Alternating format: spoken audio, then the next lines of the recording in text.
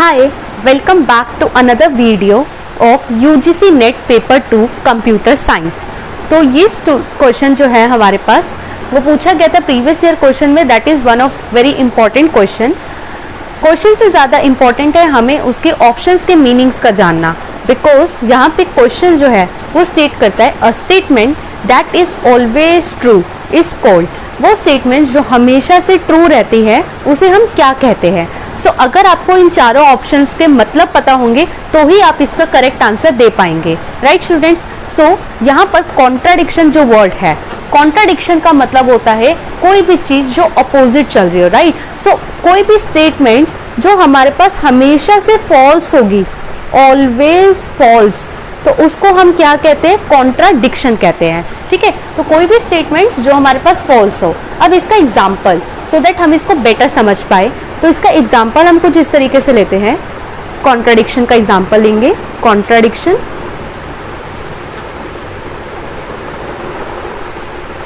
And इसका example है हमारे पास today is Monday and today is not Monday, ठीक है। तो इसका एग्जाम्पल मैं यहाँ पे लिख देती हूँ, today is Monday which is actually today is Monday, okay guys, and today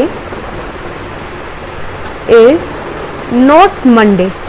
तो ये दोनों ही स्टेटमेंट आपस में क्या कर रही है, कॉन्ट्राडिक्ट कर रही है। सो अगर आप यहाँ पे फोकस करेंगे तो यहाँ पर एक स्टेटमेंट में तो मैं आपको बता रही हूँ कि आज मंडे है, टुडे इज मंडे, बट वहीं दूसरी स्टेटमेंट में मैं आपको बता रही हूँ कि today is not Monday which is not possible. अब यहाँ पर या तो मंडे हो सकता है या फिर मंडे नहीं हो सकता, राइट, आज का दिन।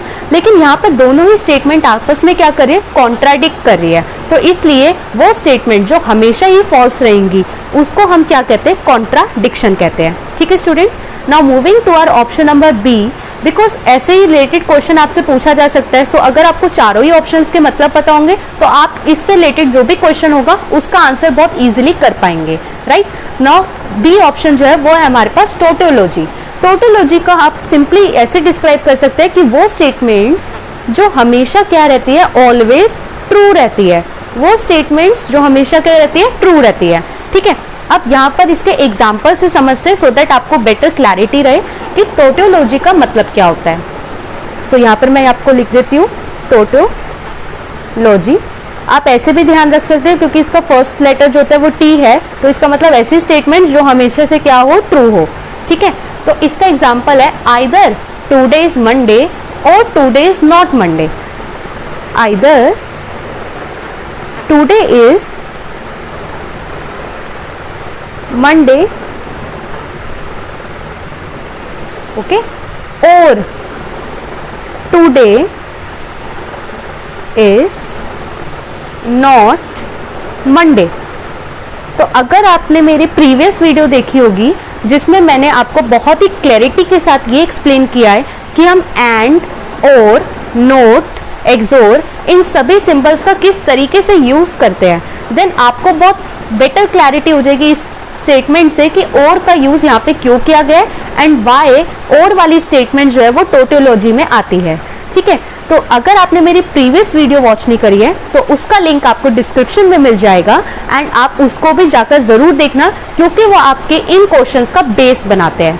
तो यहाँ पे टोटोलॉजी जो वर्ड है स्टूडेंट्स, वो ये एक्सप्लेन करता है कि वो स्टेटमेंट जो है वो ट्रू हो सकती है, दैट इज़ ऑलवेज ट्रू। या तो वो मंडे हो सकता है आज, या फिर मंडे नहीं हो सकता है। तो यहाँ पर हमने और जो लॉजिक ऑपरेटर का यूज़ किया है उससे क्लियर है कि ये स्टेटमेंट्स हमेशा ट्रू रहती है। Moving to our third option that is contingency. So contingency का मतलब होता है स्टूडेंट्स, समटाइम्स वो स्टेटमेंट्स कैसी हो सकती है, या तो ट्रू हो सकती है, ठीक है, या फिर वो फॉल्स भी हो सकती है। अब इसका एग्जाम्पल हम समझते हैं कि इसका एग्जाम्पल डिपेंड करता है कि आपकी सिचुएशन जो है वो ट्रू पे जाती है या फॉल्स पे जाती है। Let's say for example, easy example मैं आपको देती हूँ इसका, कॉन्टीजेंसी का। कॉन्टीजेंसी इसका इजी सा एग्जांपल है today is Monday. Simple, today is Monday. तो आज मंडे है, विच इज जनरली आज मंडे है, तो यहाँ पर हमें पता है कि ये स्टेटमेंट क्या है, ये स्टेटमेंट ट्रू है। अभी कभी कभी मैं अगर ऐसे लिख दूँ टुडे इज नॉट वेडनेसडे, तो दैट इज ऑल्सो ट्रू कि आज जो है वेडनेसडे नहीं है, बिकॉज आज मंडे है। सो यहाँ पर हमारी ये जो स्टेटमेंट है वो कभी ट्रू हो सकती है, कभी फॉल्स हो सकते हैं, तो ये डिपेंड करता है हमारे नेचर ऑफ स्टेटमेंट पे। दैट्स वाई इस ऑप्शन का मतलब है कि या तो वो कभी ट्रू होगी या फिर फॉल्स होगी, and that's type of statement false under contingency. All right, moving to our next option, that is proposition.